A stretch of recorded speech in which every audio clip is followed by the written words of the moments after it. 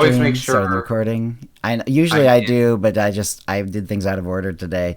Hey everyone, this is episode 383 of the OotiniCast, being recorded on March 10th, 2020. This is the raw version of the show, which is on Twitch and will go out on YouTube. But then the audio will be cleaned up and put out as a podcast tomorrow. So yeah, we're gonna do a few things, and then we're gonna be able to get the official podcast going.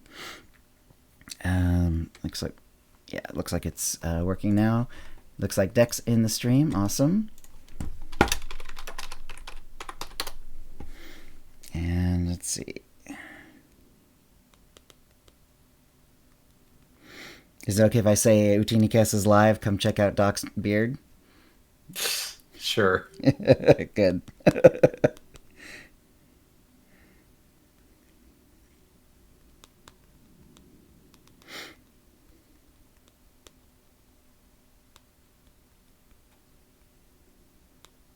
There we are. Sure. Oh, gotta turn down the volume. Otherwise, I'm talking to a clone of myself that cannot accept my Sith spirit and eagerly wants my grandchild to kill me. All right, I've tweeted it out. I'm going to retweet it on my personal account. And then we will... Oh, sorry if I just spoiled the Rise of Skywalker to our listeners. I'm sure that's a prereq for watching OotiniCast. Right. It kind of is. I mean, Well, if you're I this know we deep have into some. Star Wars stuff, you know, how could you have not seen Rise of Skywalker by now? Well, there are some people who are boycotting the entire sequel trilogy, and so if I spoil it for them, I'm sure it's not offensive either. Next saying it's mirror universe Dr. SWTOR. If it was a little pointier, it could be, evil Dr. SWTOR, but usually you have to have just either like a Van Dyke or, or just the part around the mouth. But once you have a full beard, I don't think that's evil Dr. SWTOR anymore. But it could be mirror universe Dr. SWTOR for sure. Well, all the decisions with that BioWare was making with rating was kind of leading me That's true, into Deck. You did take a long time sometimes to see those movies. being mirror universe Doc. But I'm feeling really good, just really focusing on the light side of the Force. Excellent. All right, and if I sound a little rough, that's because I just woke up literally this morning, and all of a sudden I have I'm fighting something, and I don't know what it is. It only seems to be affecting my throat and my voice, and maybe my lungs. I don't know, but hopefully it's nothing too serious. But if I sound a little off, that's what it'll be. Maybe I'll get one of those cool gravelly voices for a few days. So since Deck's in the chat, I definitely remember how long Tio took to see The Last Jedi because you guys had me on and I was all ready to talk about the movie because it was up for a couple weeks. Yeah. It was 4 weeks and you guys let me talk about it anyway. But yeah. I didn't go into the ending. I tried to keep it vague because even though Tio said I was fine, I still felt weird about. All right, so shall we get going? Are you ready? Sure. Let's do it. Has been going. Yours has been going, and it looks like the stream's working fine. So let's get going. Going in 5. Excuse me, I'll probably do a little coughing here. Hang on. Let's give me one more second, chill. Okay. Just gotta look up my line. I should have just typed it on the show notes. Oh, that's right. And what does Kylo say back? You're so right. You're so right. Okay, I'll try to remember that. We have a thing going on. Hey, SWTORista. She's just here for the beard. Thanks, SWTORista. Cannot deny the truth. Okay. All right. Getting going. Going in 5. Oh, I can still hear you typing. Hang on. Okay, let me finish that.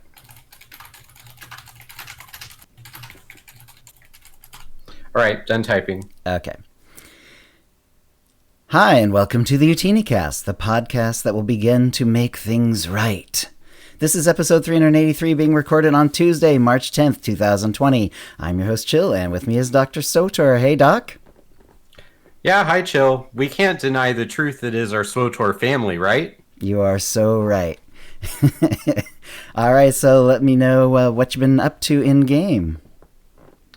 Well, I've been trying to do a mix of serious fun and stupid fun because I started out 2 weeks ago. We had our interview with Eric and Charles, which was super awesome. Just really fun. I never believed years ago that I would ever get to talk to them. And, I talk sometimes about how I look back on how did I end up on this show? And it just blows my mind sometimes. So that was a lot of fun. I thought they did a good job of giving us neat answers to our questions. There were a few I wish that we had definitive numbers kind of answers to. Right. But, they weren't here to talk about that, and that's not necessarily their gig. So, yeah, and that was good. I think we chose an interesting time to talk with them, but not a great time for pulling new information on what coming's up, because it's a little too early for that in the cycle. But it is. I thought it was a good time to talk with with them about how Onslaught has been received and what they've been doing to sort of to figure out all the changes that have been going on in the game. So yeah, and so that interview was a lot of fun, and then a lot of the things they're doing under the hood to tweak how the difficult content functions kind of plunged me into that dark alternate timeline place for a little bit. But so some of the raids I've done since then have been really awesome. Some of them have been incredibly frustrating. And then I've also been trying to add in some stupid fun. So last Thursday, my Nightmare team was able to get me my first clear on the Nightmare Dreadguards, which is the second boss encounter in Terror from Beyond. Mm-hmm. And so the first night we did that was right after the Veterans Edge stacks were removed from Nightmare. Oh. And so the first night, it just was not working. Okay. But we got better and better, and our DPS started pushing, and we cleared it with about half an hour left to work on Operator 9. So Thursday was a really fun raid night, but also my Death Star Troopers friends, some of them have enough availability to where if we can get together a group of 4, we originally started with a group of 3. We wanted to see if we can clear some of the story mode ops with 3 people. And so we started working on that. And even though some of the fights, we figured out how that would work with 3 people. So we were playing a mercenary or sorcerer on heals, me playing lightning DPS, and then the other DPS was a juggernaut to be able to assume some of the tank responsibilities, and then nobody else in the raid group. And it's really fun because there's some fights where, we say sometimes Sork tank is the best tank, but there are some fights where I literally would have to play on purpose as that second tank because we had no tank. Do you just bubble? Or do you just do you use your invulnerability shield? But then they usually turn because away, if you do that, it drops your threat, and the aggro. boss Yeah. will gang up on the juggernaut. So what I would do is static barrier, use cloud mine to add damage reduction to keep the bubble on me longer. Okay. When I start taking damage, use revivification unnatural preservation. Right. I don't have revivification. I'm not a healer. Because you're not. So unnatural preservation to keep my health up. Right. And then hopefully the Juggernaut DPS tank will have done their job, so I don't have to Sork tank anymore. So it's really fun because it tests whether you know every little thing about the story mode version of the fight, because there's nobody to rely on. Yeah. Right? Everyone has to do everything. So it's kind of like create your own hard mode. That is cool. And not to mention, do you know every way that you can take your squishy character and make them a little tankier? So, yeah. Right. So it's been a lot of fun. I put some screenshots in the show notes for when we did explosive conflict this way. Oh So man. remember, if you're doing it with 4 people, we had to change it to 4 because we figured out how to do Firebrand and Stormcaller with only 3, Wow. but the enraged timer, uh, it wouldn't allow me to DPS both Mm, tanks down in time. right. So maybe I need to get better as a DPS so that I can That's be as good still as kind of 4 DPS impressive. instead of as good as yeah. So, but a lot of fun. So if you've never done that before and you just want to do something stupid, but also that tests your skill, and you don't have the 8 people to go just do the hard mode version of the op, I highly recommend this. Um, I've been calling this. Does anyone want to flashpoint any ops today? Just stupid fun. I've had a lot of exciting moments this week. Karaga's Palace was very easy to do this to, but Explosive Conflict, we had to figure some things out, Oh and that yeah. was really cool. Terror from Beyond, you can't accomplish this because of Operator 9 and the colors. Mm, You have to have 2 of each color, right. one to channel and one to button press. But Yeah. I'm pretty sure you can challenge yourself to do all the other ops this way if you really want to. So I'm gonna keep us posted on OotiniCast. Yeah, Flashpoint it kind of makes me think operation. like how would that work in like Scum and Villainy? Like, would you have trouble with the arms dealer boss or anything? I don't Well, know. no, because you would just get more coins. So instead of doing the coin thing once, you would do it twice. He does do that. He cycles through if you have more if you Yeah. have fewer So people. we did hard mode Scum and Villainy on Sunday in Death Star Troopers. And funny story, this Juggernaut, his name is Ven. Hi, Ven. You're now famous on OotiniCast. He was showing off his ADHD and standing inside the door and then standing outside the door and standing in the door and outside the door. He couldn't stand still. So we ready checked for this boss, and the door shut on him in the hallway. So um, So one of he's our like, group I'm over members, here. that's right. Yeah. So one of our group members actually did get 2 coins Okay, on cool. that poll Well, that's good to know. because he was dead to us during that poll.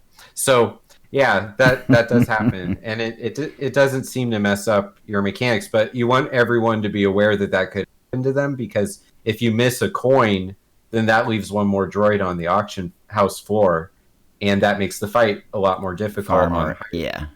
yeah, on higher difficulties. On story mode, I'm certain it doesn't matter. Right. But if you're playing it where you have to plan out which droids that you're auctioning out, then you definitely don't want to miss a coin. So hey, we just did a little bit of intro to operations stuff today. So uh, chill. Who do we have with us to hear our All wonderful right. operation Well, chatter today? let's find out. Let's see. Look. Let's see. Another TV viewers here. Antrax and Clifford Dog. Deck is here. Our guild leader. Hagris, Entisarnor, Lord Roish, Scriblin Shad, Siskaika, Swarturista, Working Class Nerds, who is Marcus, are all here. And I thought I saw some other people as well, but hey, that sometimes the list takes a while to update or whatever. It's a little funky sometimes. Hey everyone, yeah. So I've been working on a lot on Red She-Hulk, the tank Juggernaut, and she's about to start Kotet, and I've been honestly shocked by like how much fun I've been having leveling as a tank, especially Mm-hmm. as a Juggernaut tank. And I keep my companions strictly off of heals, like on damage. Like I'm finding ways to kind of get around everything, from cooldowns and guarding the companion and everything else. And it's just a lot of fun. I had so much fun that I actually started the Mirror class. So I am also now leveling a Jedi Guardian, and I'm doing her as a Wonder Woman cosplay. I spent about 5 million credits and a couple hundred CCs trying to get her just right. I can put it's in the show notes, but since not everyone has access to the show notes, I can throw a picture over there for a moment. And yeah, I'm really happy with how she looks. And she's a lot of fun too. It's actually interesting because I haven't. What I've been doing is finding different ways to level also, not just like I say, tanking and keeping my companion on damage, but also like the last couple of times I've leveled, I've done it by not using any XP boosts, and then that forces me to do like the world arc as well as the class arc, and it forces me to do more stuff along the way. But then the last time I've done it, it's like, okay, I've done this a couple times, and I don't really want to see all these world arcs again. So what else could we do? Well, I'm now doing the exploration missions instead of the world arc. I'm ignoring the world arc. I'm ignoring heroics because I've done all the heroics in the game. From those kiosks and everything. It's easy enough to do that. Yeah. So I'm doing like I can't say all of them because some of them are like way out in the wilderness. Like unless I had worked off of some weird list or something. Plus, it turns out I'm like getting overleveled anyway. But I'm trying to hit as many of the exploration missions as I can. I'm finding some really interesting ones. Some of them are very basic, that some of them are just another one, where you're going anyway and you kill a few different things or pick up something or whatever. It's pretty basic. But then there's some really interesting ones like the Suresh on Terrace on the Republic side is actually pretty interesting because you get to see her, when she's the governor of Terrace, and Terrace is all messed up, of course, still, and she's trying to get the effort to clean Terrace up, and you really see her, and her personality is well fixed by this point. Clearly, she's very, very much Suresh as she is later on when she heads up the Republic.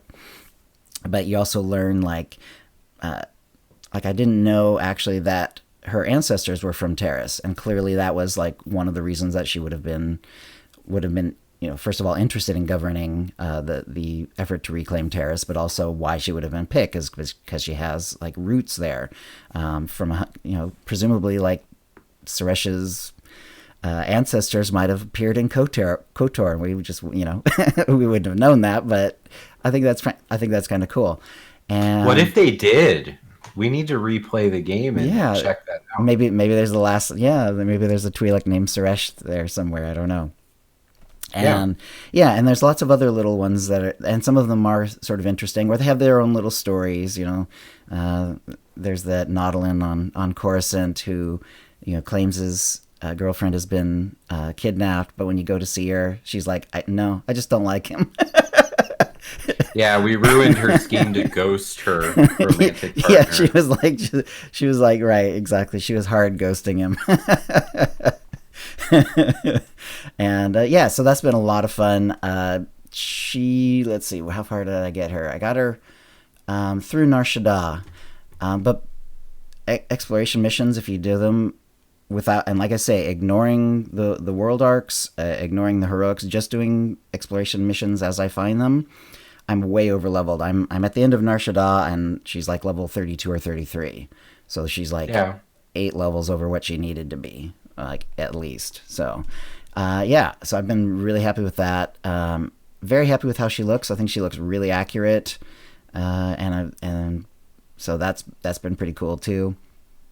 And I've just been having a ball, actually, because I think maybe back in the day I tried like leveling once or twice as a tank, but it probably wasn't a knight or juggernaut. I think it was probably like trooper or something, and I don't remember enjoying it that much. But I'm just having a ball this time, so maybe it's also just how where we are in the game and how how high my presence is and stuff like that.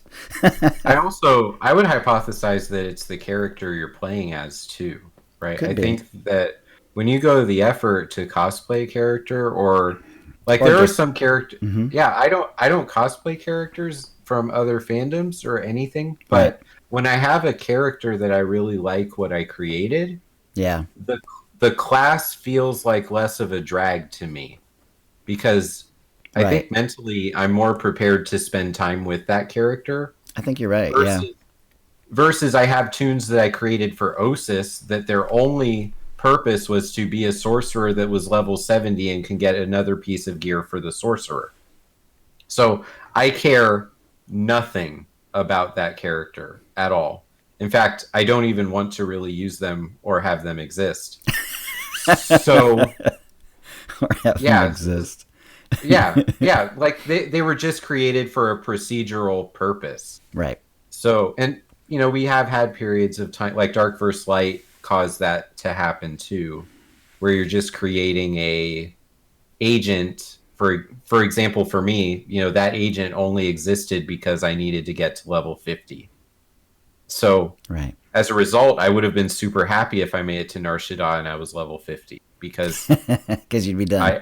because I'm not interested in the story at all. Right. So this is what achievement lists actually do to video games, Chill, in a greater topic, is it creates extrinsic motivation when the most enjoyable way to play is actually intrinsic, meaning it doesn't matter what the game is giving you back. That right. You're achieving that enjoyment from within yourself while you're playing. So achievement lists are good for those external minded people, but sometimes you go too much in one direction versus another, and people end up actually playing a lot but not experiencing joy. So there's been study after study about that, and not every study that's about this kind of motivation is even about video games. It's actually about career. It could be anything, yeah. Yeah. Right, career. I'll bet that's big there. Yeah, so there we go. Academic stuff on OotiniCast. Yeah, fun.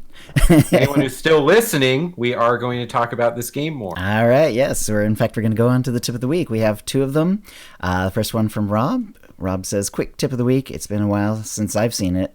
A part of selling items on the GTN is selling cheaper than the current lowest price. This isn't a big deal when you're selling things like armor and weapons, but when you're selling items in a stack like crafting materials, you have to do a bit of math to properly undercut.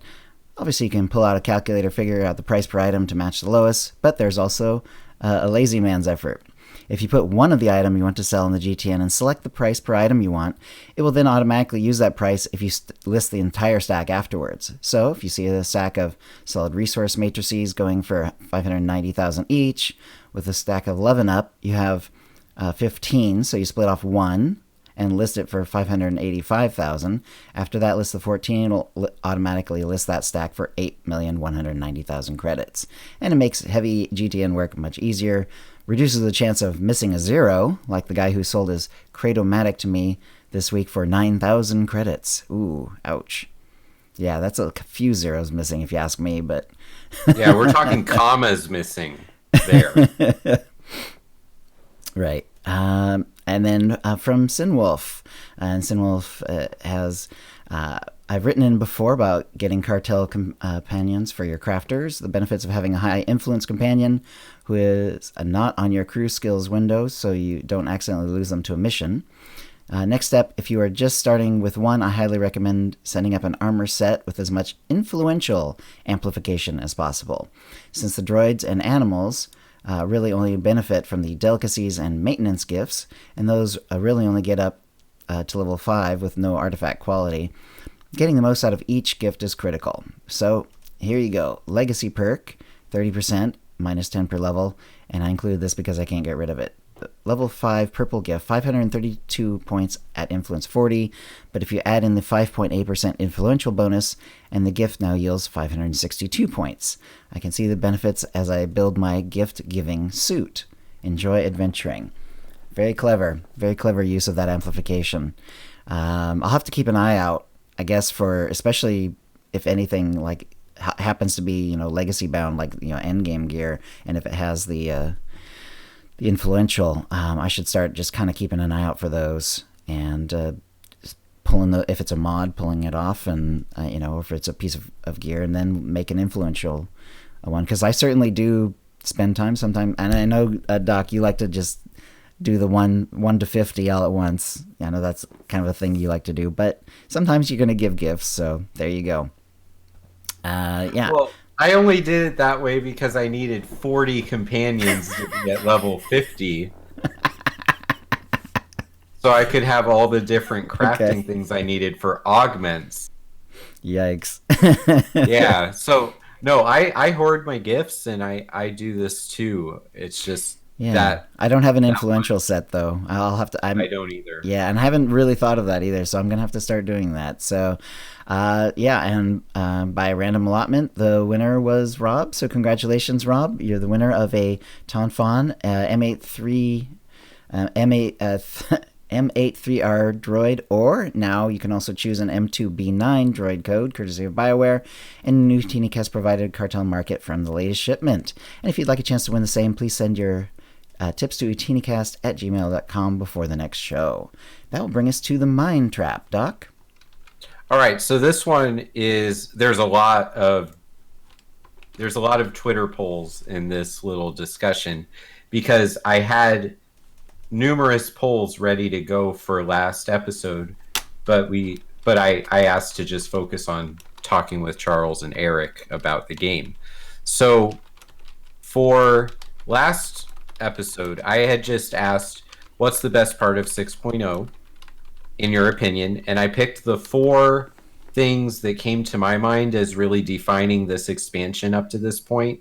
I know there are other things, obviously, but Twitter polls only allow 4 options, which, of course, you know if you listen to the show. So that's kind of the fun, is I can't just list 20 things about 6.0. I have to narrow it down a little bit. Onslaught Story had over half the votes, 50.5%. So a little bit over half, but still more than half. I don't think that's ever happened on a poll with a question like this that I've done for the show. So just like with the data from my own research that I'm always talking about, story is king in this MMO. I think the people who follow BioWare and love Star Wars and are prone to play this game have stuck with BioWare because of their storytelling. And so all the other MMO bits, they kind of fall in line after story. And I think that that's kind of what we saw with 6.0 too, is the story is really good for the length that it is. And in my mind, Chill, I actually think Osis is part of 6.0 because if you use the button on your ship to transport your tune up to where you can do 6.0, it doesn't take you to Onderon, it takes you to Osis. Interesting. So okay, that's right, it does do that. Yeah, I've come to look at Osis like it was a sneak peek that lasted a whole year. Right, kind of like Prelude to Shadow of Revan. Something like that. Yeah. So I don't think it was intended to be a sneak peek the whole time. I have had no conversation with BioWare about this. This is just my hunch. But I think that when you look at going from Osis and meeting Tau Adair, reuniting with Malgus if you're on the other faction, and then you add in Onderon and the royalty storyline, and you add Mekshah, and then the conclusion on Corellia, you have a really nice story arc. So I actually have been reflecting that maybe 6.0's story is not as short as I thought it was. It's just because of how it was released, maybe the first chapter has just been played 90 times, and then the other two-thirds have been played only 2 or 3 times. Right. So have you been working on an Alderaan stronghold or doing any of the other options like gearing up or doing Duxon? Right. Well, I have like my main and my mirror are geared up, and as far as other characters leveling up, I find that once I have 306 gear on them, it's like unless I'm really going to play them more, seriously, like if I want to take them to an actual operation or something or whatever, I'm not really motivated to like get the 6-piece bonus on them or whatever. So I just keep them at the 306 gear that I get for them. So the gearing up it was an interesting process for the first 2 characters, and after that it's just sort of automatic. I usually do have another set for any character I get up to 75, so it's really not that difficult after that. Duxon Operation, haven't done that yet. Definitely want to at some point. Definitely want to see those fights because they sounds like there's some really good ones. Alderaan Stronghold, I did see it on the PTS, and I have not purchased it in-game yet. So I'll have to... At some point I will do that, but when you make and level a lot of characters, it tends to cost a lot of credits, and I'm not spending enough time on the high-level characters to gain the credits, so... I've been a little credit poor to unlock that Alderaan for right now, but I loved it on the PTS, it's very, very, very pretty. So I'm looking forward to having that one. I bought it, but I haven't unlocked any of the rooms or placed any decorations because I didn't have a GTN kiosk, and I do not like the wall hanging ones. I like the kiosk. So I tend to only use strongholds once they become useful. So, Right. having the mail, having the droids that sell the decos, having um, GTN and the Guild GTN Bank and and the different yeah, lockers, or right, the different lockers. yeah. So, and also my main stronghold now has the 3 Jawas in it, and that actually was the most expensive thing that I did to my Nar Shaddaa stronghold in a long time, Wait, is what to do you get mean by the 3 Jawas? the ones that you sell the Jawa junk Oh, okay. to get your materials. So now I really don't need to leave Nar Shaddaa ever. Yeah. So that's what Alderaan is competing with. Is also Nar Shaddaa is a better investment because it's not going to blow up in 3,000 years. So You're anyway, a long-term investor. I have more Twitter polls, but these are more related to the kind of veterans edge, what's going on with stats and difficulty balance thing. And I definitely am not very motivated to talk about this, but I'm going to anyway. Okay.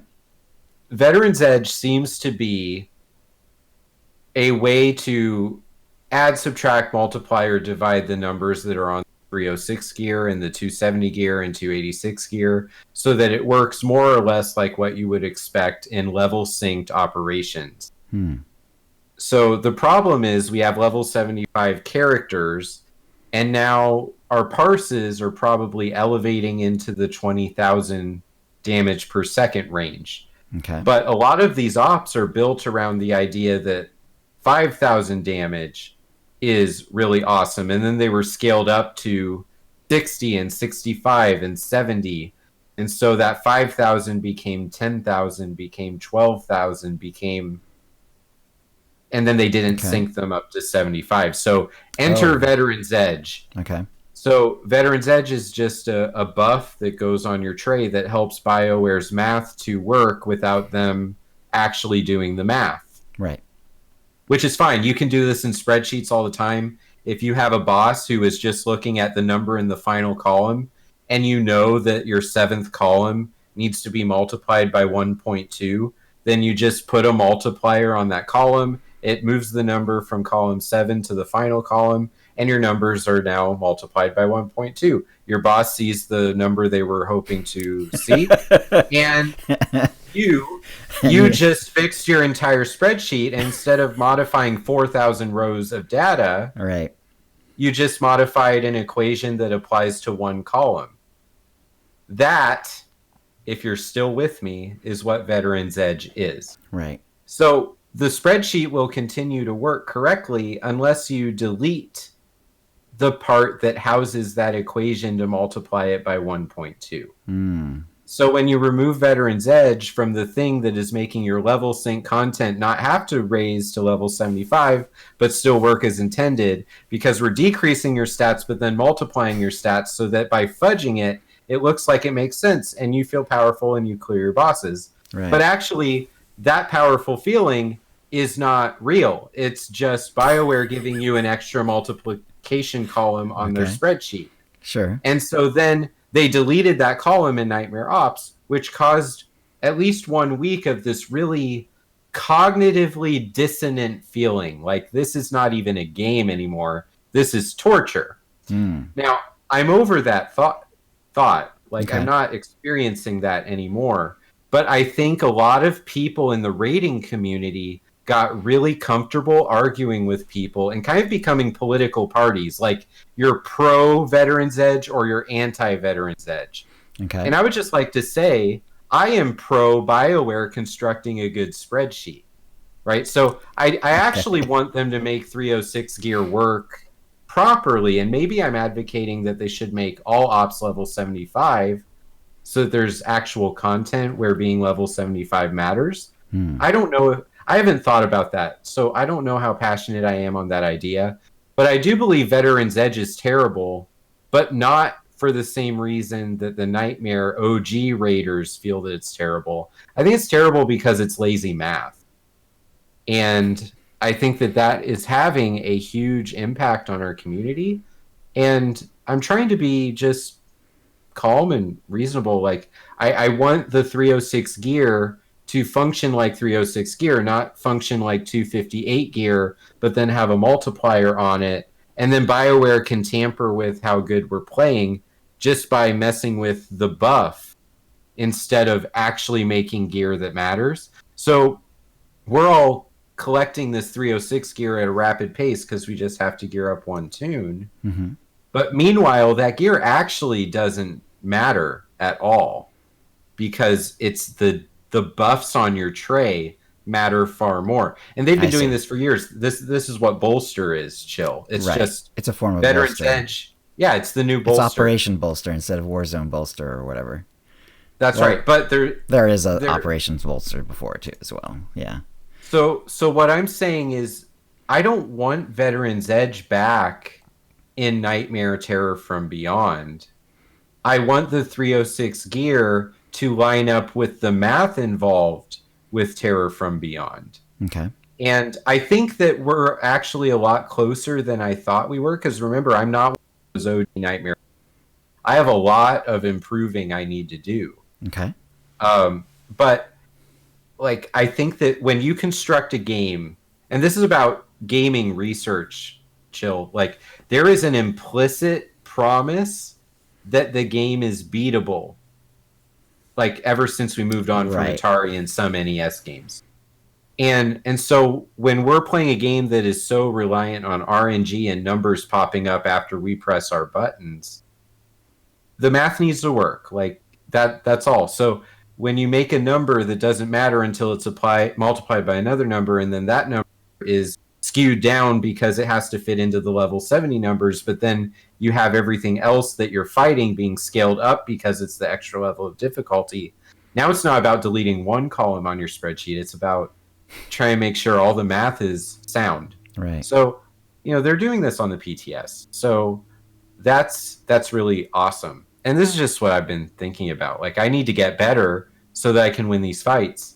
But I also kind of wish that we never went in a Veteran's Edge direction or Bolster direction anyway. Right. And this is going back like 5 expansions probably. I don't know when Bolster started, but wherever Bolster started, that's when the lazy math started. So I see. So you feel like the Veteran's Edge is kind of, or it was giving your character sort of training wheels even if you didn't ask for them? Is that what's going on? It absolutely was. Okay. Yeah.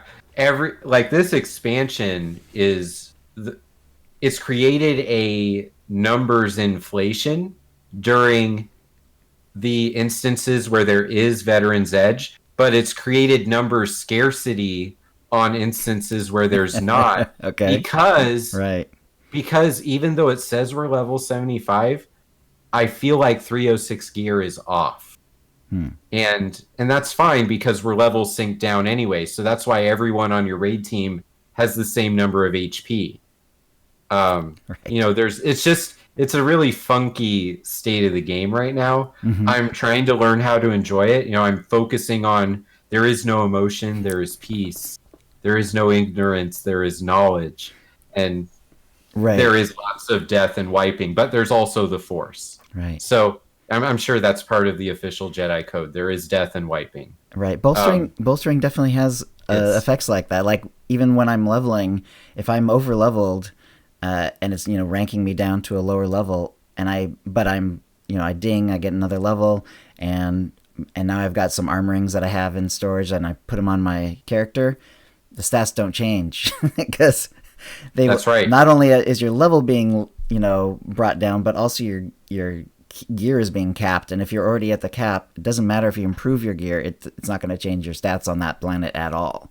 So you see stuff like that while you're leveling as well. Yeah, that works, and it gives everyone a really easy run through the story, and that's the ultimate goal of this game, is for people to experience the story. Everything else is icing on that cake. And I'm trying to sound positive as I say that, even though I love raiding, and I know people love PvP, and I know people, like 2 people love GSF, and long-running joke. Some people even love playing Marauder, like Marcus, for some reason. So we have a situation here where Bolster does a lot of good things for the game, but I think over time those numbers are getting weirder and weirder, and I have no idea what kind of work it would take to put it back to something where you're not using these multipliers and buffs for things to function. I think Nightmare is kind of a representation of this. You can beat the bosses. You just have to. Everyone has to optimize, and so that's part of the challenge. And maybe I didn't realize this because I'm new to everything at that level.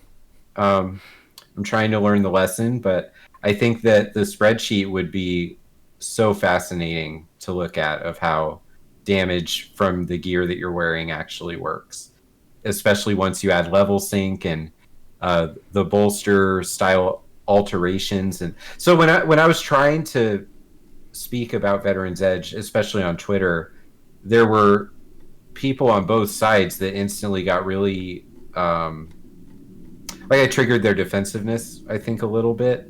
But I wasn't trying to at all, which is why I tried to stick with this. I'm not fighting you. You know, right. Luke Skywalker throwing the saber out. Like I noticed that, yeah, and you decided not to go into exactly what you were thinking about at that time, right? And that makes sense, right. both to prevent like a Twitter snit, but also to like let yourself have some time to reflect and sort of get some distance. Yeah, so basically what I'm getting at is Veteran's Edge does a lot of good for the game. It also does a lot of things in the game that some players don't find appealing at all. And I'm in this funky state in my own personal way of playing the game where I get to hear both sides full blast.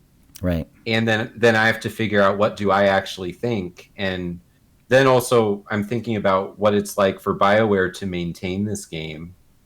Right. And now it's like it's an unsolvable puzzle because, no matter what you choose to do, 2 out of those 3 groups are going to be inconvenienced by the decision. And that's what the public test server is about.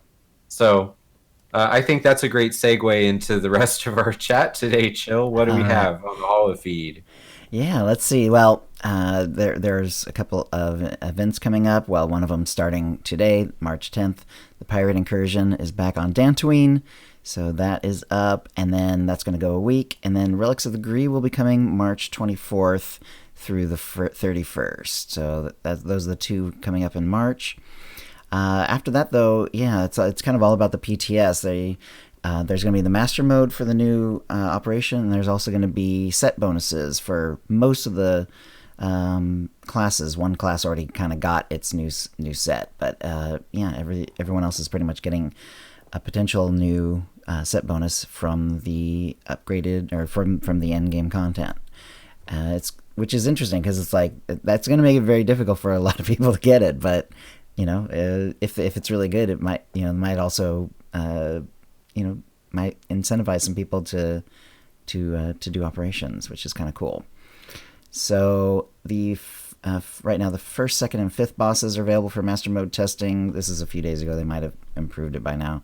And then the others are going to be added with future PTS phases. There's also they've also chatted about how they're kind of looking at doing some 6.1.1, but also adding some 6.1.2 stuff. So this could be a kind of a rather long and involved PTS phase. Now remember, this is the 6.1.1, with not so we're not going to 6.2. So there's not going to be story. This is all other stuff. So it's it's going to, in this case, like I say, it's going to be the new version of the operation, and then the new set bonuses seem to be like kind of the main things, plus some bug fixes. Some of the PTS patch bugs they're trying to patch. There's an HP drops when you're leveling up. I've noticed this recently on my character when I level up sometimes. Because you expect, historically what happens is not only do you get to full health, but you also get to full energy of whatever kind you have. Even the kinds that decay, like focus and rage and stuff like that. Instead, sometimes your HP is dropping when you level up. And they're actually working on that bug, which is kind of nice. Don't give me experience, BioWare. Well, normally, it would not be a big deal, but if you happen to be like starting a kind of a rather involved fight, and it's happened to me once or twice, and I ding in the middle of the fight, and I'm actually at lower health, it makes things surprising and a challenge. So You have 1 HP. I had an idea, Chill. I want to share it with you. Uh-huh. Are you familiar with Pokemon at all? Like the games? Only from the outside, because my son used to play it, and that's about it. I've never played it myself. So I think there's some kind of a stone, like an Everstone or something, where if you let the Pokemon hold it, they will not evolve. Oh, And okay. I think for leveling in this like inflated EXP problem, or also if you lose your health when you level up, it would be really cool if they made a lightsaber crystal that's like a white crystal. Mm-hmm. And if you equip it in your main hand, you just get no experience. How cool would that be? That is cool. Or maybe it's just an injectable so you get a buff on your tray. That's probably a lot easier, but I like binding the weapon to, Right. They've done things more like that before. Like when there's double XP, you can actually go to a vendor and get something to prevent the double XP from happening to you if you want to experience it at a more normal rate, stuff like that. They've done that. But what if that's before. not good enough? But it may not be good enough. We want to prevent the single XP from happening to us too. Well, yeah. They've done, then it's like, do you want to have like level 39 war zones be like a thing, because that's been a thing in other, like in Warcraft, for instance. If you could, they would have war zones, and like wherever the cutoff would be, the level before that, you'd have characters like staying at that level essentially, because it at least in Warcraft back in the day, and it's been a long time since I played it, but you wouldn't necessarily get experience from war zones, which you always do in SWTOR. So there's no way to stop yourself. But if there's a way to just cap your character and not gain any experience, then you could all of a sudden, like, level 39 war zones could be a thing. So which could be interesting, actually. One other thing that they are looking at doing in 6.1, and it's on the PTS as well, is conquest changes. The main change is not to not to muck around with a bunch of the other stuff, like like how it works exactly, but they're gonna look at adding more objectives, which is kind of cool, because they went from like the objectives being very important early on, and then for a while, like all you needed to do was kill stuff, and you would just automatically get conquest. It was too easy, and then they backed off, and now you kind of need to look at the objectives again. But they are looking at adding more objectives, especially since like there's been issues, like we mentioned, I think it was last show or maybe the show before, where Karagas Palace, people are just forming raid operation groups, going into Karagas Palace and just wiping out all the creatures there, going out, resetting it, doing it a couple times, and you've got conquest. Boom, you're done. So, but if they're going to take that sort of thing away, they're going to add more objectives, which is kind of cool. And then level relevant objectives. So in other words, while you're leveling, the objectives will be more in tune with the fact that you're not at end game yet. So, like I was looking like last night on Wonder Woman, who is in her 20s. I was actually trying to get get the conquest done on her, because I was most of the way there. And I was looking, and like a lot of the objectives are kind of out of reach. It's operations, and it's world bosses, and a lot of those are the ones that give a lot of experience, or a lot of conquest points rather. I ended up doing some crafting, and then I also hit some war zones. War zones are actually very good for conquest points, so that actually went really, really well. And then finally, what they're looking at doing is making it level relevant rewards, which personally, I talked with them about last episode. Right. How cool. Yeah, I guess personally, because I have a legacy, that's already in place with lots of end level characters and all that, I would personally be happy to get just the end game rewards. I'm happy getting that. Like, solid resource matrices are expensive, and apparently we're not going to get them until your character's at least level 71 at the beginning of the conquest. So that's like a pretty major loss of potential income for my rather expensive alcoholic habit. But yeah, let's take a quick look. Levels 1 through 49. they're going to have something called Mission XP Boost. It's a new type of boost which will offer bonus experience from missions only, but they'll also be stackable with other boosts, which normally boosts are not stackable. Like if you have one of the regular ones and then you put on a on rails star mission one, they don't stack. They one or the other only. They will have a shorter duration of 30 minutes per boost, which is kind of interesting to me. It almost sounds like what you should probably do is like do a bunch of missions, pop that XP boost, turn them all in, and then get whatever other missions you can get done as well. Otherwise, 30 minutes is a little short, and like if you get distracted or or whatever, for whatever reason you don't get a lot of missions done, you can kiss that one goodbye. They're actually really restrictive on all of these lists, Chill. Everything is cheap and lowered. Yes. Companion gifts, we'll keep going, 1 through 49. So there's Mission XP boost, companion gifts, doesn't say how many, but they are what they are. Credit certificate for 15,000, which is less than current, and then a gathering lockbox. Doesn't say if I assume this might not be an end game gathering lockbox, but it doesn't really say anything about what level. 50 to 70. Again, Mission XP boost, companion gifts, a credit certificate for 20,000 instead of 15,000. A gathering lockbox, again, doesn't exactly specify what level of stuff. And then a heroic box, which has level dependent gear, which I guess is fine as far as it goes. Personally, I don't find gearing while leveling that odious, but that's fine. And then level 71 plus seems to be more or less what we have now. Credit certificate, a gathering lockbox, solid resource matrices, tech fragments, which are always good, of course, and then a small conquest equipment crate, which is also I think what we get exactly right now. Maybe that's the small is kind of confusing me, but anyway, yeah.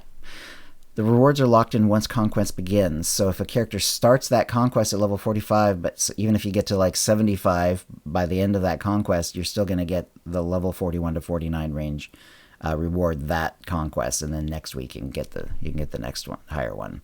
So I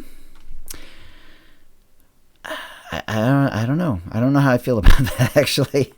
I don't know if it's a problem to have low-level characters getting solid resource matrices.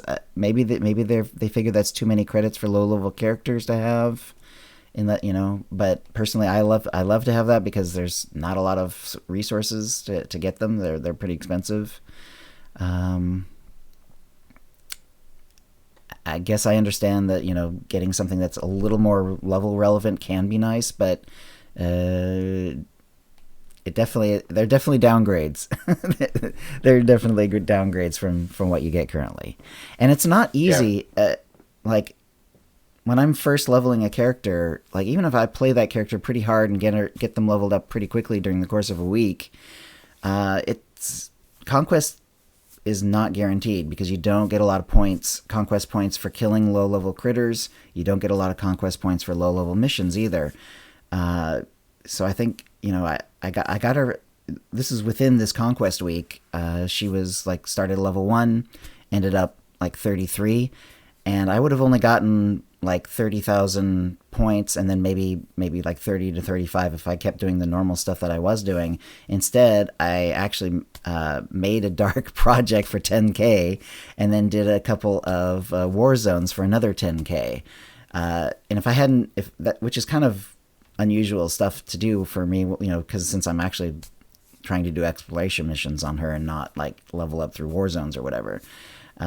So it was not guaranteed that I was going to get conquest, for this like low level character.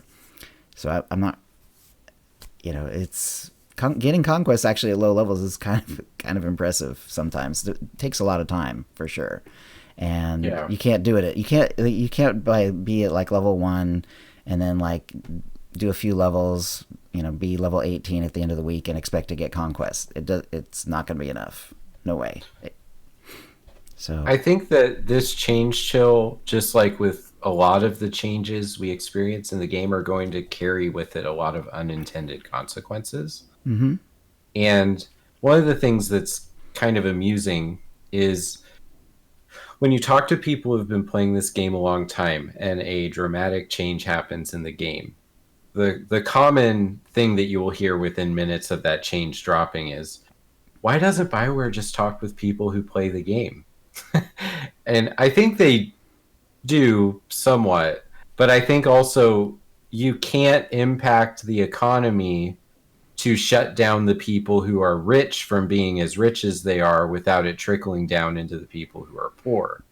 Mm-hmm. And I'm probably talking a little bit socio-political here about the real world, but we're seeing the manifestation of that inside Star Wars The Old Republic.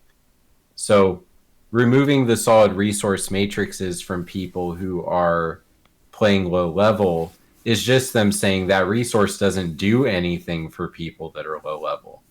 But it also creates a scarcity for people who only play endgame because they rely on the economy having the resources. So it's going to create a higher cost probably on the GTN because there's true. Fewer of them. Exactly. Because if you get them, so let's say you're kind of new to the game, you play the heck out of it, you manage to get Conquest, your first week out, because you go from like 1 to 40 or whatever in the course of a week or maybe even higher, and you get this solid resource matrix, and it's like, oh, what is this and how much is it worth? And you go to the GT and it's like, and your jaw drops because you're getting 200 credits from a drop, but you've just gotten something that's worth hundreds of thousands of credits. Right. Yeah. So and that does, and you're going to put that on you're probably going to put that on the GTN so that you can, do character, do perk unlocks and everything else. Maybe upgrade your gear, maybe even get a stronghold, your first stronghold, whatever. And those will be going away. So that's not going to happen anymore. Yeah, but I think also Conquest is a lot different than it was just a year ago. If I remember right, like everything about getting Conquest from regular enemy kills, I don't think that change probably isn't a year old yet, is it? Which one? And getting Conquest from every enemy kill.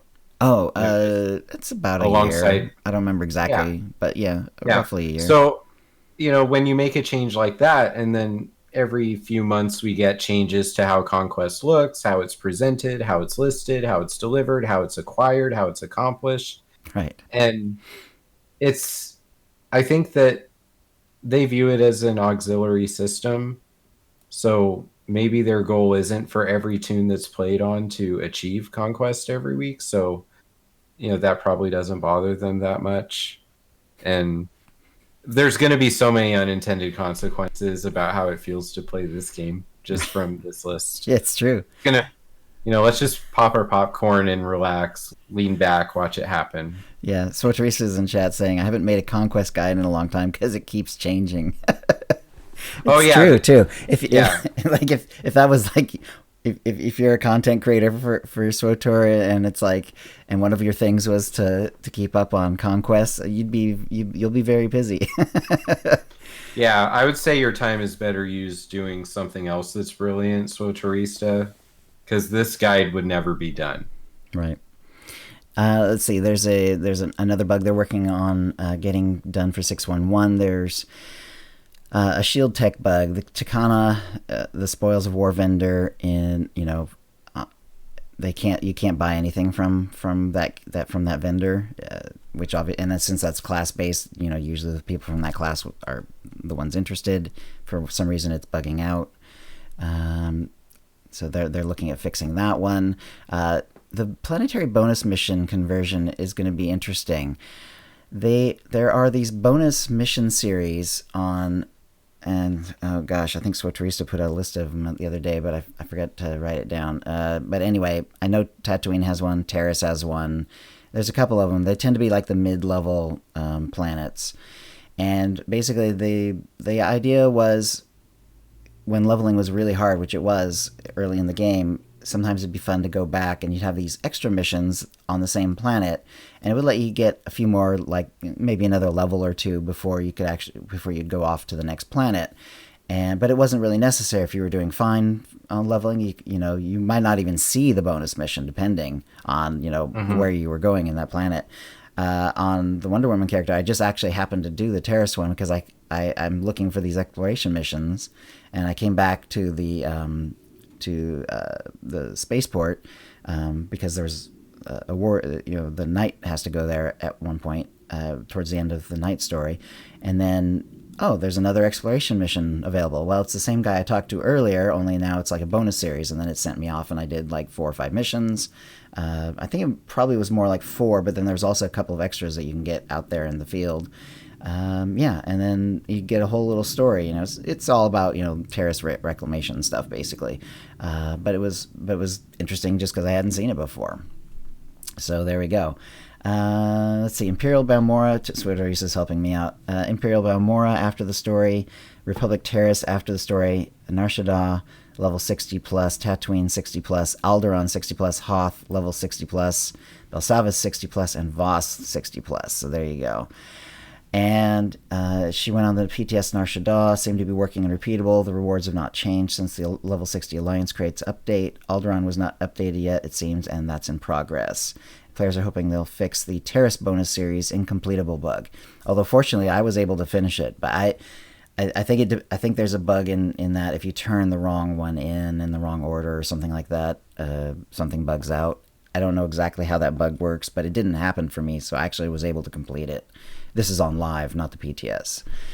So what they're doing is they're taking all these bonus missions that hardly anyone really did, especially once experience became easier to get in the game. Like there were subscriber rewards, there's XP boosts if you're a subscriber, and there's a lot of other reasons why why XP got easier to get and you could level up better, or at least faster. And these bonus missions kind of went by the wayside, like hardly anyone was doing them. I knew about them, and yet I think I've only done like maybe half of them in the game. Anyway, so this will be a good way to get them because they're basically turning them into dailies.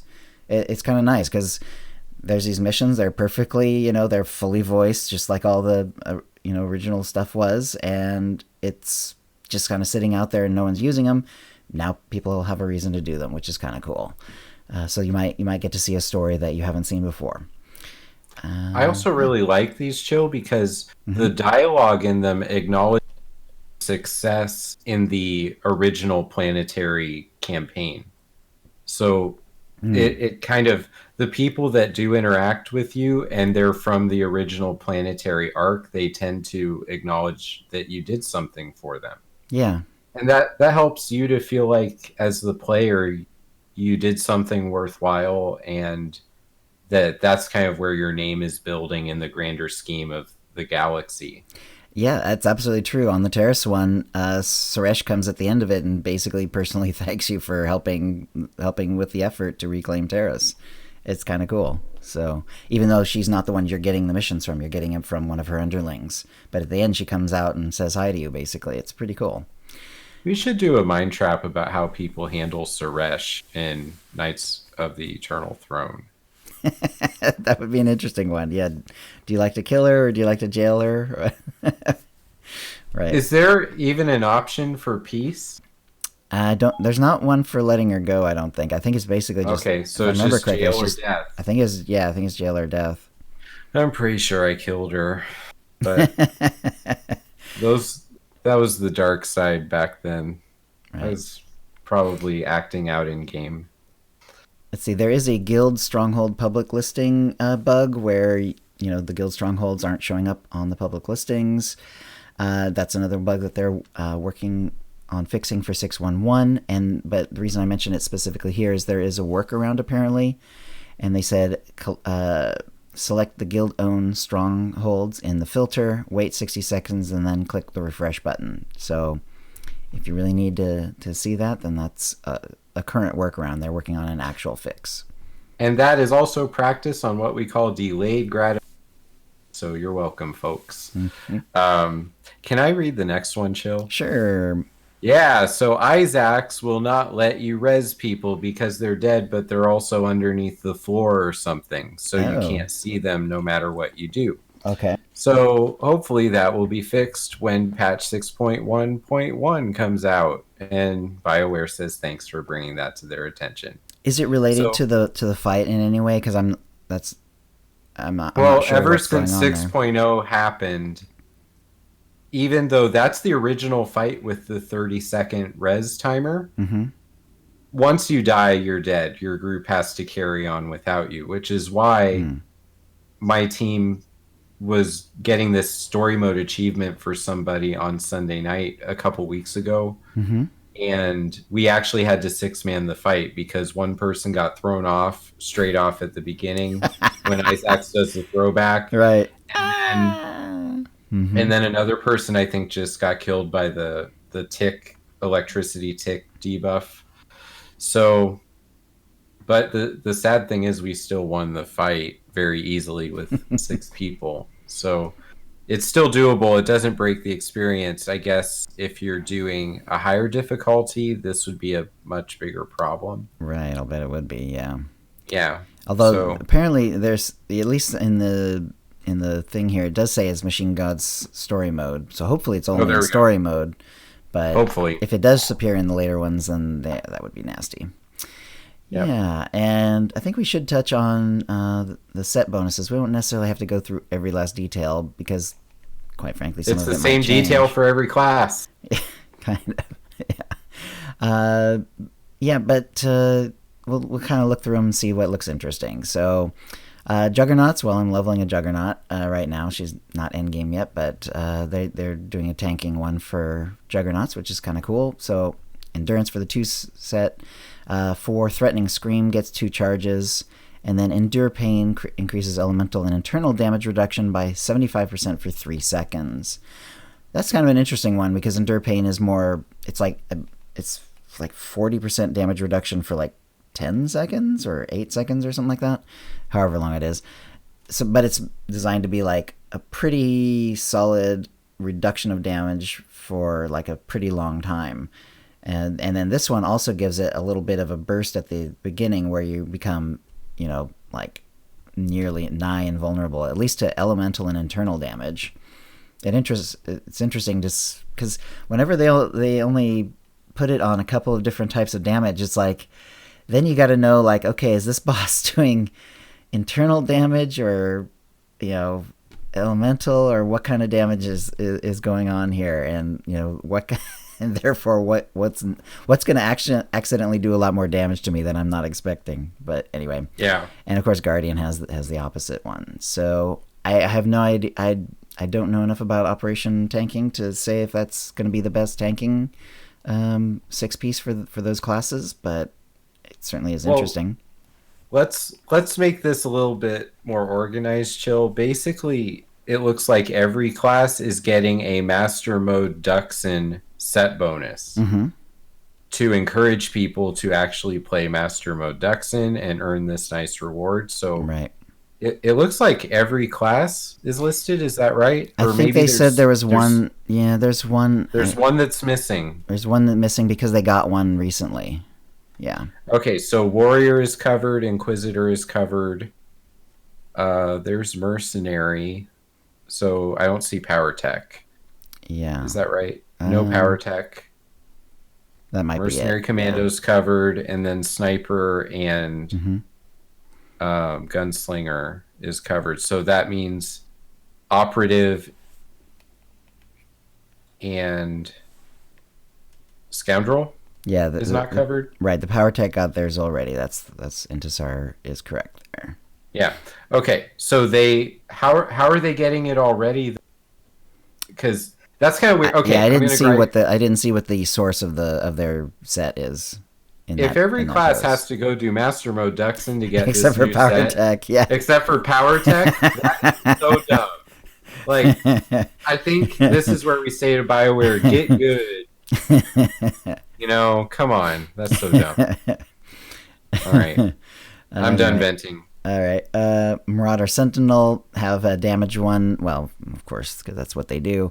2% mastery. That's what they tried to do.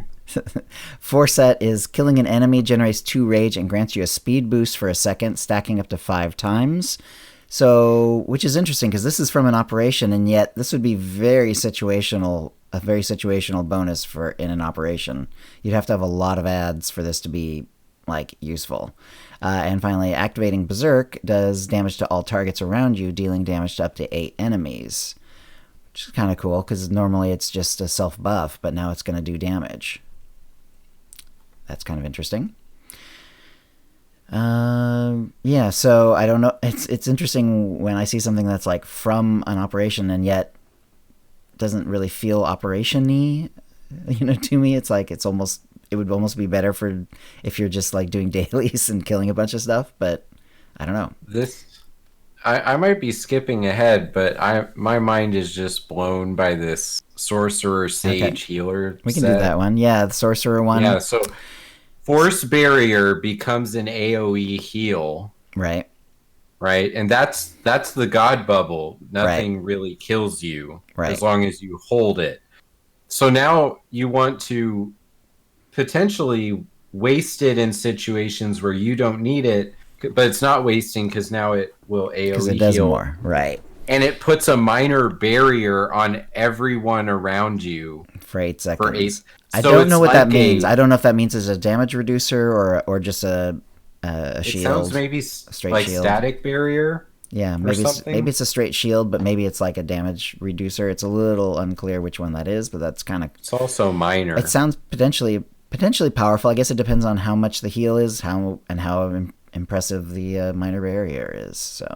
So I have the reverse feeling, though, to your statement about it doesn't feel very operation-y. I feel like it's.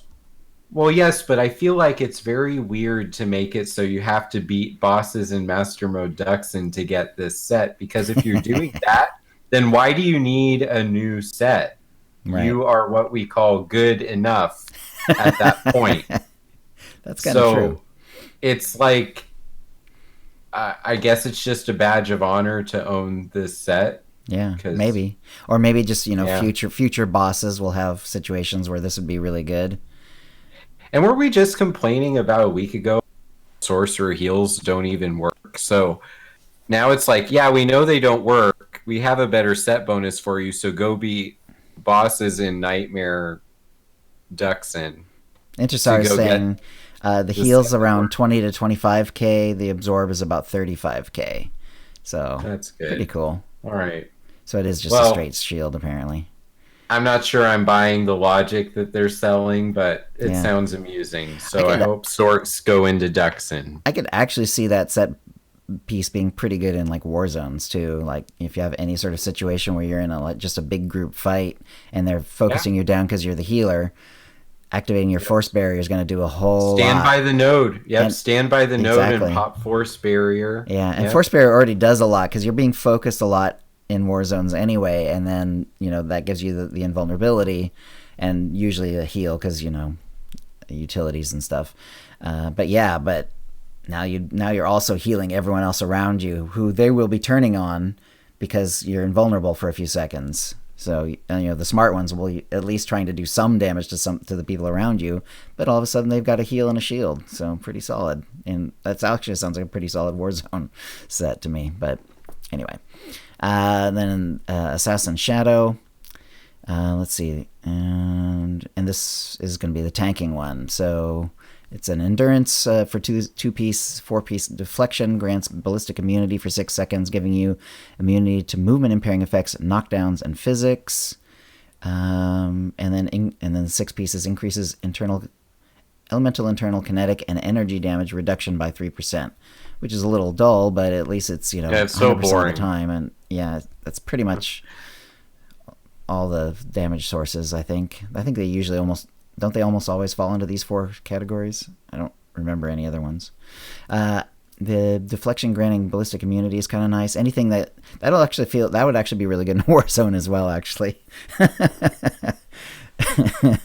But it's a little on the dull side. It's like there's nothing too like mind-blowing about any of those, but it does seem solid. I mean, anything that grants you immunity to movement impairing effects, knockdowns, and physics is either good in certain boss fights, but also like really nice in war zones. Let's see, Mercenary Commando. And then this is going to be healing one again. So it's Mastery. And then 4, activating a healing ability has a 15% chance to cause your next rapid scan to be crit. Kind of interesting. And then 6-piece healing an ally with rapid scan. So this connects to the 4-piece set bonus. Healing an ally with rapid scan applies a buff to them for 10 seconds. Each enemy defeated by this ally increases your healing by 2%, stacking up to 5 times. So in an ad heavy fight, an operation that would be good. War zones might be okay. Depends on how often you're actually getting people down. If they're not getting people down, you're not getting much out of that. But anyway, I don't know. I don't know how I feel about that one. I'm not amused. I'm not interested in owning any of these. So, okay. Let's see. Sniper and Gunslinger. This one is. Oh, it's about Ballistic Shield. Okay, Mastery, and then while Ballistic Shield is active, you regain 1 energy per second for each ally inside. So in other words, the more people are grouped up, the more energy you're going to be regaining. So spam your abilities. That's kind of cool. And then while Ballistic Shield is active, every ally within it applies a damage buff to you, stacking up to 8 times. So wow, if you're in a group and they're all in your shield, you're gaining tons of energy back, and you're also gaining an energy stack. That is pretty solid. And Scrambling Field is, it's a pretty long cooldown, but it comes up pretty regularly. So yeah, that's kind of interesting actually. I guess it would depend on like what one I'm currently using, whether I would actually swap out on that one. But interesting to see anyway. So yeah, so that sounds like it's going to be like a lot of stuff going on the PTS. I mean, because that's we've got new set bonuses potentially. We've got the operations that need to be tuned up and all that good stuff. In general Star Wars news, not too much going on, but Max von Sydow died this week, and of course he was in The Force Awakens. He was also in The Seventh Seal. That was sort of like his big breakthrough. Then he was in The Exorcist, Minority Report. He's been on Game of Thrones, and then like I said, Force Awakens. That's where we got the quote from the top of the show. Yeah, Lor San Tekka. Yeah. Yeah. It was a nice little role. He didn't have a lot of screen time, but he always has a presence. And my own personal favorite Max von Sydow movie is Citizen X. It's not really well known, but I'd like to, if you're listening, check it out. It's probably still is an HBO movie. It was actually made for HBO back in 1995, and it's about the hunt for a serial killer in the Soviet Union in the 80s, and it's based on a book that was sort of based on actual events in the Soviet Union. And it was just very interesting because in the Soviet Union, they the government was had everything locked down. They basically felt that serial killing could not happen in the Soviet Union. It was a decadent Western thing that could not happen there. And because of that, and because the killer was a low-level party member, he ended up getting this huge body count that was like absolutely insane. And it's about the hunt for this person. And Stephen Ray's in it, Donald Sutherland's in it, Max von Sydow, of course, is in it. And in fact, he has one of the best scenes in it towards the end of the movie, I feel. Imelda Staunton, who plays Dolores Umbridge in the Harry Potter series, is also in it in an early role, which was pretty cool. And so, if you're looking for an interesting movie and you have like HBO Plus or you have HBO access in some way, check it out. Citizen X. I'm sure it's on there because they own it. So why wouldn't they have it up there? And yeah, great little movie. And Max von Sydow is really, really, really good in it. And Doc, what's your favorite Max von Sydow movie? Well, the first movie that I saw where I was kind of paying attention to who's in the movie and building up my movie trivia was Minority Report.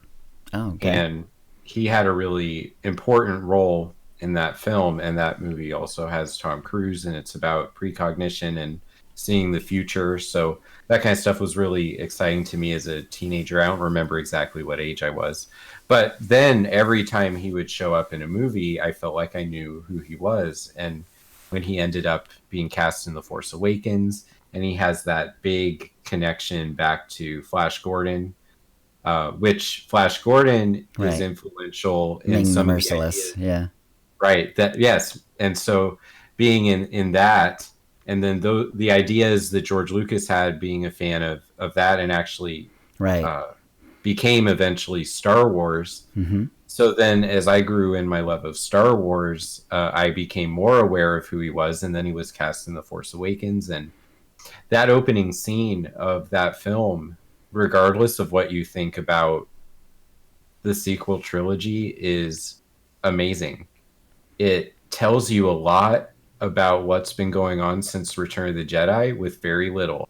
It's just the crawl, and then this person who is letting us see that the Jedi are kind of worshipped in a religious kind of sense amongst people who don't use the Force, that Right. they don't see that ability in themselves, but they still value the Jedi. And there's a couple comics that flesh out his character and his connection to Luke Skywalker now at this point, but his delivery of those few lines in The Force Awakens really set up Kylo Ren to be what he became once we started to see Adam Driver through the mask. And it's just really, in my eyes, it's an important part of the sequel trilogy's legacy. And there's a lot of other things that I really like. He played the Pope in The Tudors. He played the Three-Eyed Raven in Game of Thrones. Right. He was And Brewmeister Smith in Strange Brew. I'm The not goofy. familiar with that. Oh, it's Rick Moranis. It's a little Canadian comedy, from the SCTV guys, and it's called Okay. Strange Brew, and it's just a completely goofy comedy, and he appears in it as like sort of the, as sort of the baddie. Okay. Yeah, he brings a lot of authority to his acting. He does. He does. You just want to listen to what he has to say, I guess. And I really enjoyed how he opened up one of the trilogies of our fandom.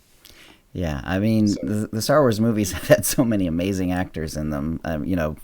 From actors who were like really well known, before they ever appeared in a Star Wars movie, and certainly he is among those. So yeah, we're gonna miss him. yeah, to us, he's royalty. Yep. All right. Well, we do have some from the Force feedback. Boomtap let me know that Ninja is playing SWTOR, which is interesting. Ninja. Yeah, that was yesterday. Yeah, if you're not if you're not familiar with streaming very much, Ninja is actually probably the biggest, most well-known streamer right now. He got popular with like games like Fortnite and other first-person shooters, and that's kind of what he's known for. And yet yesterday he was playing SWTOR for quite a while, and I checked it out briefly. He had like 4,400 people on his stream watching him play SWTOR, which was really cool. And his chat was a little confused, I think, because they're used to seeing him do first-person shooters instead of MMOs, but there was some positive stuff in there, as well as the confusion, and of course the sniping, which you expect in any Twitch chat that gets big enough, I suppose. Although the OotiniCast people are always awesome, so I'm pretty happy about that. So that was interesting to see, because hey, anything that exposes potentially 4,000 new people to SWTOR is an awesome thing. So I don't know, Scrublin. Scrublin in chat is asking, did he just choose to play it, or was he paid to do it? I would never know if he was. I don't think so, though, because I did a little like reading, and apparently he's played it before a little bit, so he's been in and out of SWTOR a few times, and so apparently he just kind of likes it, which is kind of cool.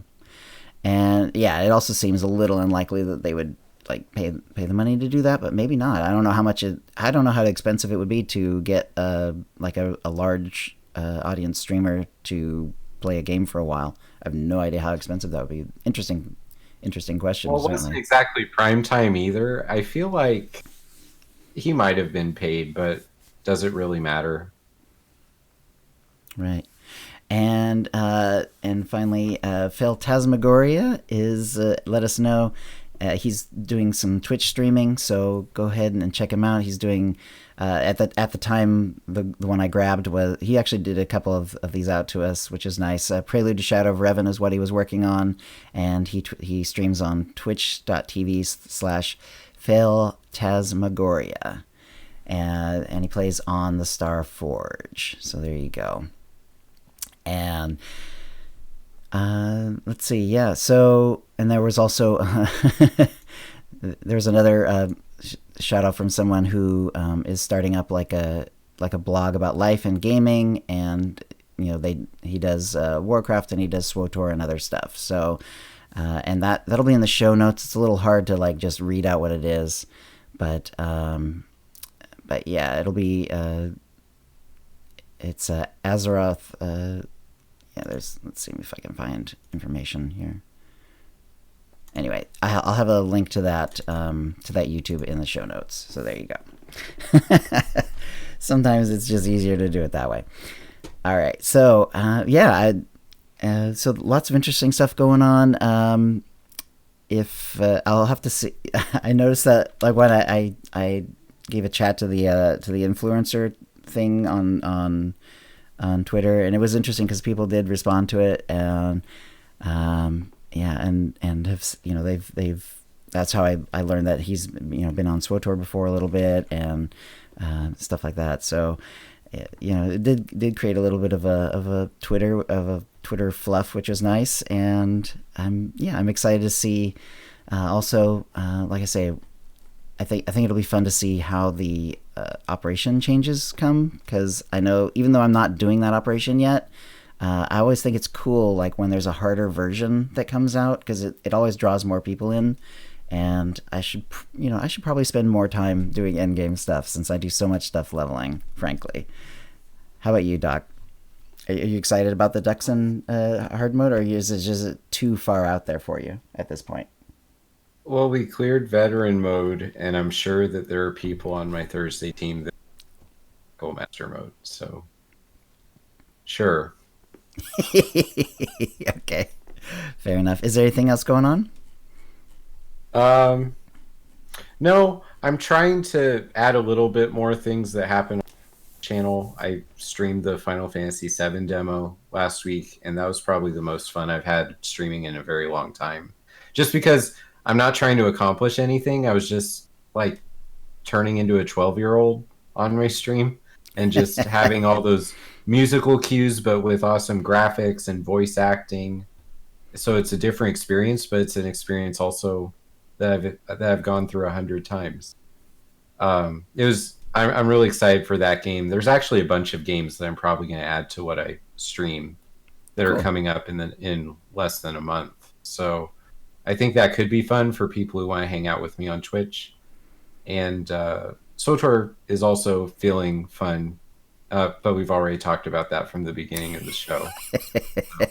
Maybe I'll four-man Dread Palace and Dread Fortress this week. And yeah, you have to tell me if there's any that it caused problems. Like, well, it always causes problems. You're supposed to have 8 people. Right. So this means that when we fight Calpheus, I'm going to have to only red person to go into the.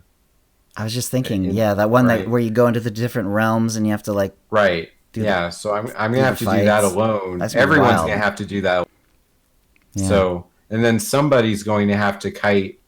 Or that's not Calpheus. He's the time travel boss. Raptus. Someone's gonna have to kite Raptus, and not get hit by him because they're not a tank. Right. So, but it's story mode too. So the numbers are very forgiving in that spreadsheet. So how forgiving we shall see. Yeah. Yeah. Awesome. All right. If you'd like to play with us in the Utini Knights Guild on the Republic side of the Steel Shan server, or in our Guild on the Empire side, do a /C join Utini to join the Utini channel. Then let us know you're a fan of the show. You can email questions and comments about the show to OotiniCast@gmail.com. Follow us on Twitter using @OotiniCast. You can find contact details for all of us on our website, OotiniCast.com, which includes how to subscribe to us using iTunes, Stitcher, and the rest. We record the show live bi-weekly on Tuesdays at noon Pacific. Go to OotiniCast.com/live to find out how to join in. Our theme song is Doomsday by Jean-Paul Zogby, and thank you to the chat room. There is no try. Have a good week, everyone. All right, we'll see you next show. And thanks for coming, everyone. I'm gonna do the editing, and then I'll stream later in the evening. And you guys have a good one. Thanks for coming.